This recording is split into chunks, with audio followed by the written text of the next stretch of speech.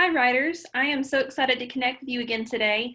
I know that you have done great work in putting into practice the things that we've been learning. So last time we were together, we talked a lot about flash drafting and how to use a planning technique or a strategy to expand your idea and to help use that as a tool to get those ideas down on paper.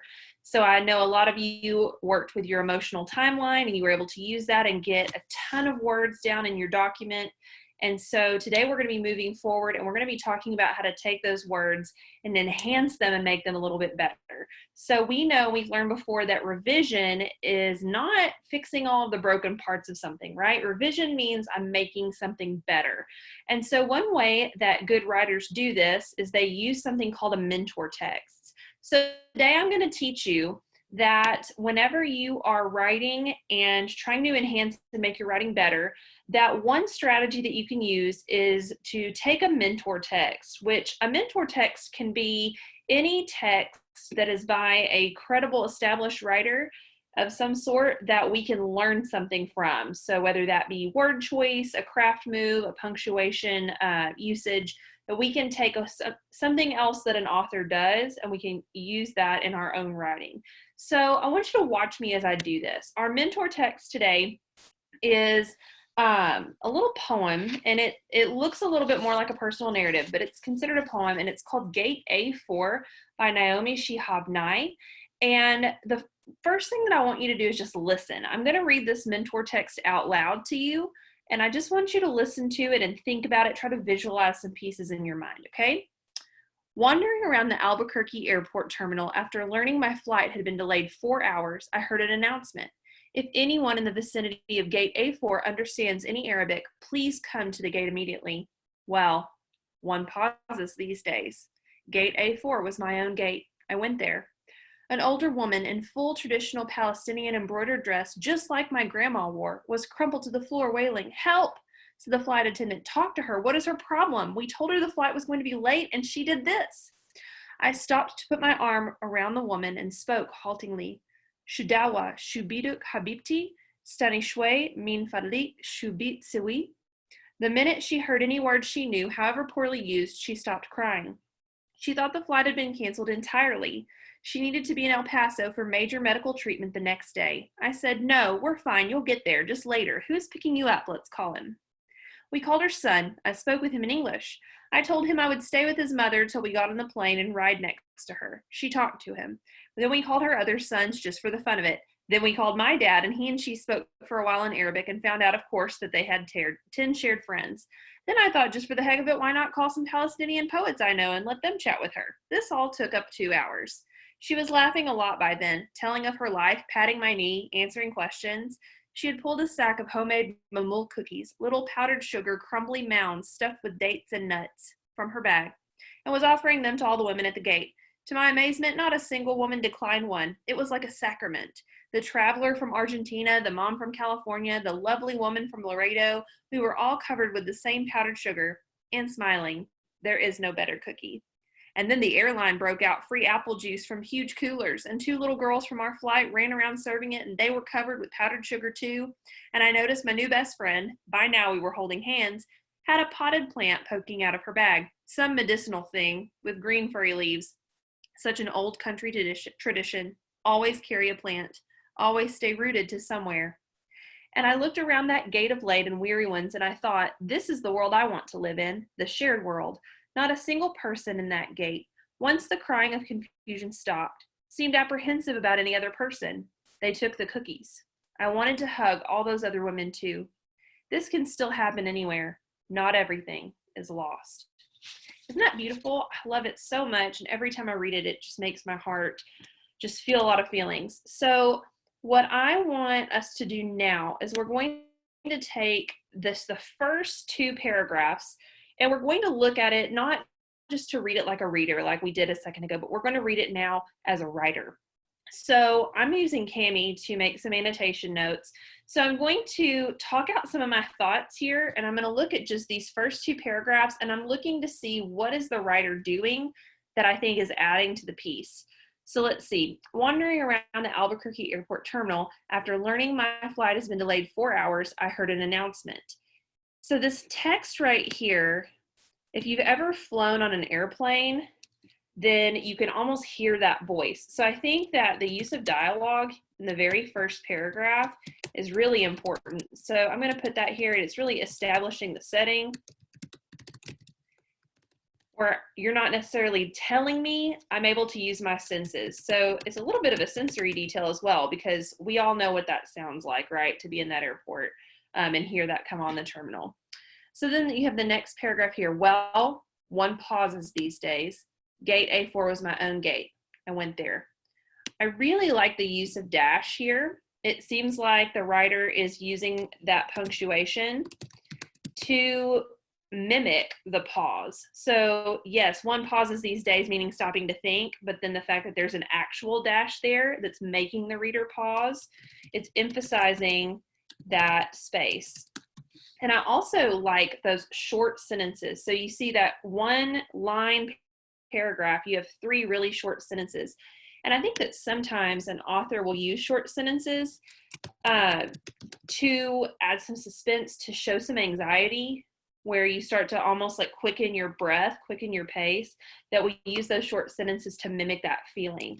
So that idea of, it seems like the author is trying to think, why did they want people to come to the gate? I feel a little possibly threatened. So using that short sentence to mimic the tension or the anxiety, I think is a really good strategy. So do you see what I did? Is after reading the whole piece once through, I'm taking it and I'm looking at it through the lens of a writer and just looking at what stands out to me and thinking why. There's probably a lot of other things that I could have marked, but those are just the things that are standing out to me. So writers, what I would like for you to do is I would like for you to continue this work. So I want you to just try it a little bit. And I want you to take the 3rd paragraph, starting with an older woman, and then the 4th paragraph, I stooped to put my arm. And I just want you to take like 2 minutes. And I want you to read through those 2 paragraphs and just make some quick notes of what you notice the author doing. If you have a printed copy, you can write on it, or you can use something like Cami or another annotation device on your computer. But I just want you to use those 2 paragraphs and push pause for like 2 minutes and then come back and we'll debrief those.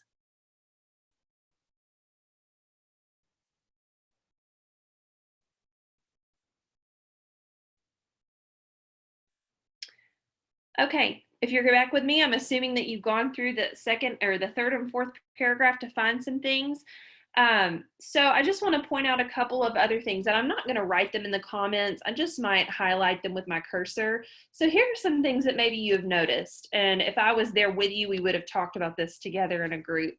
Is I notice a lot of description, so lots of sensory details. We have the description of the full traditional Palestinian embroidered dress here.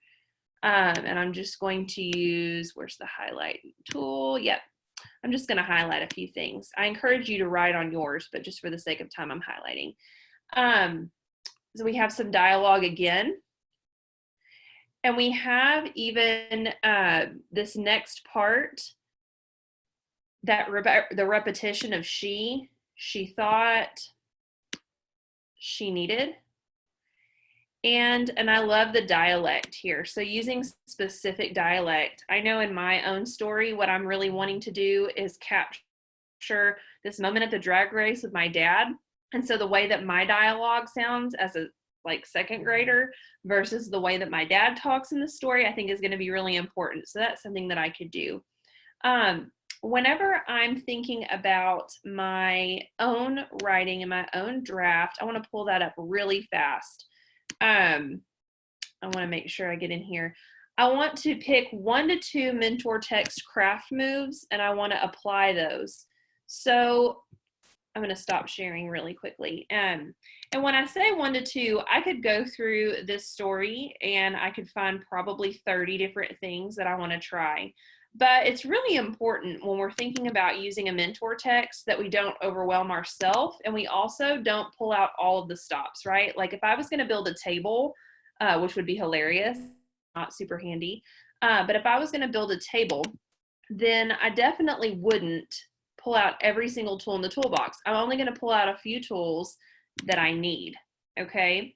So let's just look, for example, at the draft that I've started about the turkey leg.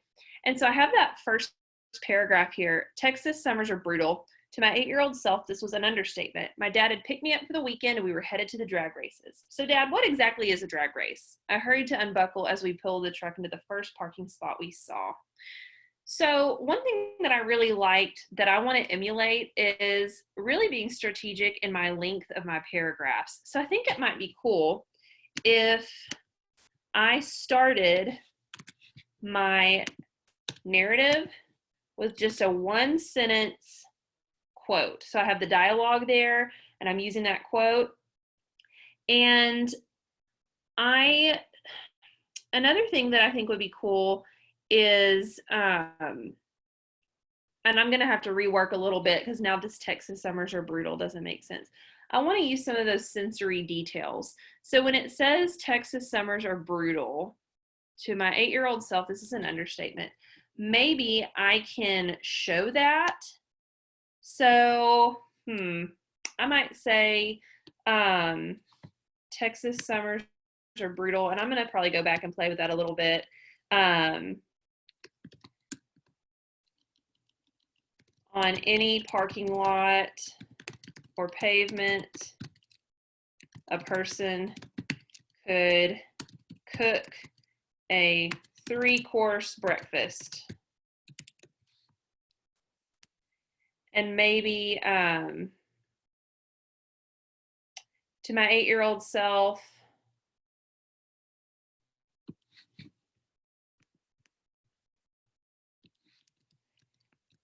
as a kid, I felt this heat magnified. So you see what I'm doing? I'm taking some of those pieces, a couple of craft moves that I pulled from the story. I know one thing that we didn't look at together, but one thing I really want to do is I want to take the idea of food as a symbol, like the story does with the cookies, and I want to really try to put that into my draft with the turkey leg. Can I make that turkey leg mean something? And do I have to tell it, or am I able to show what that means? Just kind of like those cookies did in the story. So when you are going to do your independent writing, you are going to look at the mentor text, Gate A4, and you're going to pick a couple of craft moves. So I want you to make sure that you finish reading through the text, looking for those patterns, and really be intentional to think, what are 1 to 2 things that I could take from this draft and try at just various points, not just once, but a few points in my story that'll really enhance the meaning. One thing that I want to encourage you as well is this is not something that has to take place when you're done drafting. So if you didn't finish a full start to finish personal narrative, that doesn't mean that you have to do that and then do this. So we're just going to keep writing. We're going to keep drafting, but we're going to be drafting, thinking about making those intentional moves while we finish the draft, and then going back up to the top and starting to look at that as revision. So wherever you're at in the process, if you've already finished a complete draft, if you've done about half, then finish reading that text, choose 1 to 2 craft moves, and then wherever you are, either go back and use those moves or start using those moves within the rest of your writing and then be able to go back a little later. So I just want to make sure that you have a good plan, that we're going to really try to use those strategies to write for 25 minutes, and just wherever you are, pick back up. And that's something that you can do all the time with a mentor text. So not just now, but I hope that Gate A4 can serve as a mentor text in a lot of the different writing that you do. All right, writers, off you go.